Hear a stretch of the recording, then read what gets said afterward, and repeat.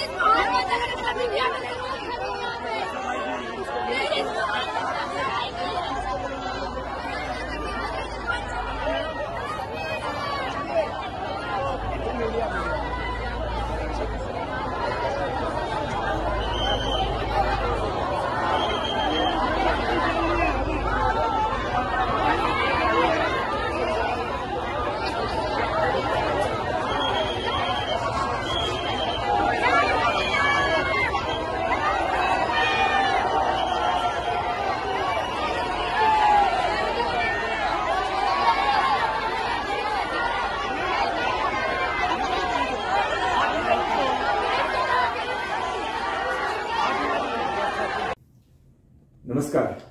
आज सकाळी जे दादर कबूतरखाना जी घटना झाली ते मनाने व्यथित करणारी आहे। काल महाराष्ट्राचे मुख्यमंत्री माननीय श्री देवेंद्र फडणवीसजीने मोठी मीटिंग घेऊन सर्वांचे ऐकून योग्य मार्गदर्शन केला होता। त्याचे अंमलबजावणीसाठी आपण प्रयत्नशील होते। मध्ये हा घटना अत्यंत दुःखदायी आहे। मी सर्वांना विनंती करतो आता थांबावा, जे कानून हात में लेऊ नये। जे आपण काल निर्णय घेतला ते निर्णय आपण योग्य रीतीने कसा इम्प्लिमेंट करू शकतो, लोकांना जीवना पण धोका नाही आणि कबूतर पण मरायचा नाही, ह्याचा जे मध्यमार्ग काल काढला गेला होता त्याने बरोबर सर्वांनी राहायला पाहिजे। हा आपला जे काही हे लोक करत आहे त्याने माझी व्यक्तिगत विनंती आहे की यापेक्षा जास्त कोणी तुमच्यासाठी चांगला करू शकत नव्हते जे काल माननीय मुख्यमंत्र्यांनी निर्देश दिले. धन्यवाद.